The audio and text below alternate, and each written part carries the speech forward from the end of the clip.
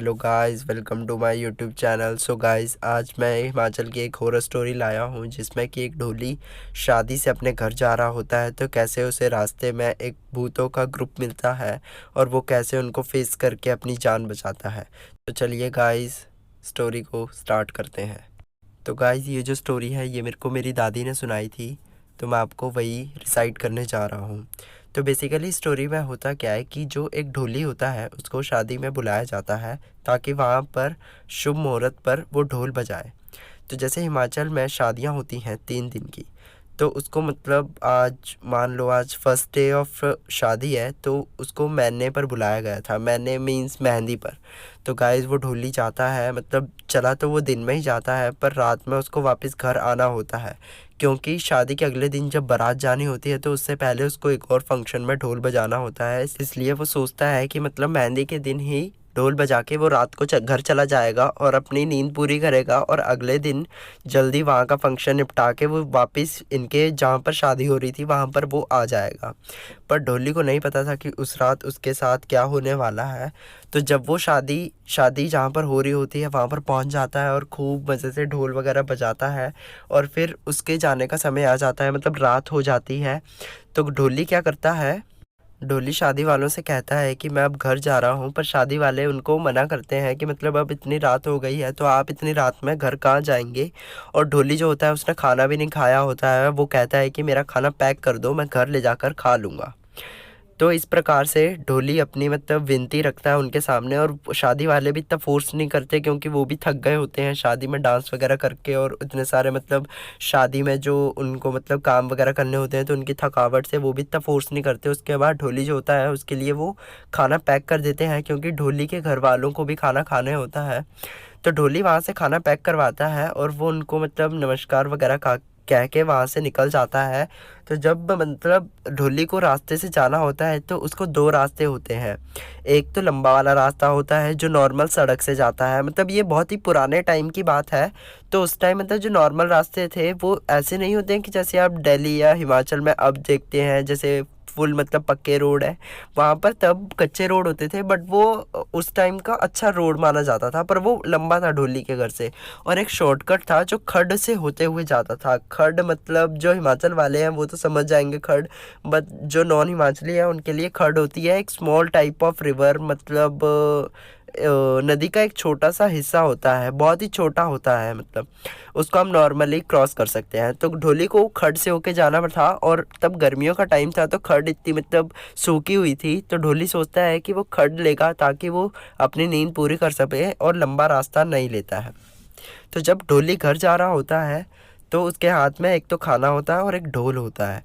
तो जो जा रहा होता है और वो ना खड्ड के पास पहुंचता है।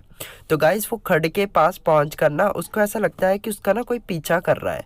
तो वो जैसे ही पीछे मुड़ता है तो एक छोटा सा आदमी होता है, मतलब ज़्यादा हाइट का नहीं, और वो ना पूरा मतलब उसने कपड़े ना वाइट कलर के पहने होते हैं, मतलब लग रहा है इंसान जैसा ही होता है वो, मतलब भूत था। उसका नाम मतलब हिमाचल में टिपिकली पहाड़िया कहते हैं उसको, ठीक है। तो मतलब वो जो पहाड़िया था वो उसके पीछे पीछे आ रहा होता है और ढोली मतलब घबराता नहीं है क्योंकि वो पुराने ज़माने का था, मतलब एकदम मतलब वो थोड़ी हिम्मत रखता है। वो हिम्मत रखता है और पीछे मुड़ के कहता है, जी बताइए आप इतनी रात को कहाँ जा रहे हैं। पर ढोली इस कारण से भी हम कह सकते हैं कि वो उस दिन बच गया क्योंकि उसके पास शादी का मतलब शगुन के चावल वगैरह थे, इसलिए उस पहाड़ी ने कुछ नहीं करा। बट आगे की स्टोरी और भी इंटरेस्टिंग है क्योंकि जब वो पीछे मुड़ के उससे पूछता है भूत से कि मतलब आपको क्या चाहिए, आप इतनी रात को कहाँ जा रहे हैं। तो फिर जो वो होता है वो कहता है कि मेरा ना बहुत ज़्यादा नाचने का मन है। वो हिमाचली में कहता है उनसे कि मेरा ना आज बड़प्पर ही नचने का मन है, कहना थोड़ा देर ढोल बजाई दिया। तो वो ऐसे कहता है हिमाचली में। तो जो ढोली होता है वो कहता है, मतलब वो बहुत ज़्यादा थक चुका था शादी में ढोल बजा के, और वो कहता है कि अब उसे ना घर जाना है, मतलब ज़्यादा ज़रूरी। तो मतलब उसे नींद पूरी करनी है। पर वो जो भूत होता है वो उसे रिक्वेस्ट करता है कि प्लीज़ थोड़ा देर ढोल बजाई दे, आज मैं नचना है। मतलब वो हिमाचली में ही कहता है उनको कि प्लीज़ थोड़ा सा ढोल बजा दीजिए, मेरा बहुत ज़्यादा नाचने का मन है। तो फिर ढोली के बहुत ज़्यादा मना करने के बाद भी वो जो भूत होता है वो उन्हें बहुत फोर्स करता है। फिर जो ढोली होता है वो समझ आता है कि मतलब ये कुछ गड़बड़ है, और वो कुछ ना सोचते हुए वो चावल को अपनी मतलब कलाई में बांधता है और अपना ढोल खोलता है और ढोल बजाना शुरू कर देता है। और जो भूत जैसे मतलब जो इंसान बना होता है भूत, वो ना नाचने लग जाता है। और सडनली मतलब नाचते नाचते ढोली को मतलब 1-2 मिनट हो गए होते हैं ढोल बजाते हुए, और ना बहुत ज़्यादा वो जो छोटे छोटे बंदे होते हैं उनका ना बहुत बड़ा ग्रुप आ जाता है। तो वो ना इर्द गिर्द बहुत ज़्यादा मतलब इर्द गिर्द मतलब आसपास बहुत ज़्यादा नाचने लग जाते हैं। तो ढोली फिर भी नहीं घबराता, वो थोड़ा मतलब 10-15 मिनट बजाता है खड़ में ही। और फिर वो जो छोटे भूत होते हैं पहाड़ी है वो वाइट कलर वाले, तो वो ना बहुत ज़्यादा नाचते हैं, बहुत ज़्यादा इंजॉय करते हैं, ज़ोर ज़ोर से चिल्लाते हैं। तो ढोली फिर भी नहीं डरता। तो फिर उसके बाद जब वो ढोली ना बंद कर देता है ढोल बजाना, और वो कहता है बस, वो हिमाचली में कहता है बस सुन मैं थकी या कहना मैं घरे चला। तो वो कहता है कि बस अब मैं थक गया हूँ और मैं अपने घर जा रहा हूँ। तो फिर वो जो छोटे जो पहाड़ी भूत होते हैं वो भी कुछ नहीं कहते, वो मतलब खुश, उनको खुश कर दिया होता है ढोली ने ढोल बजाकर। तो जैसे ही वो मतलब घर जाने की तरफ मुड़ते हैं तो वो पीछे से जो भूत होता है वो उन्हें आवाज़ लगाता है कि रुकी यार डोली जी, एक थोड़ा ताई तोहफा है, हाँ ताई है, थोड़ा ताई है। मतलब वो कहता है कि मतलब आपके लिए हमारे पास एक तोहफा है।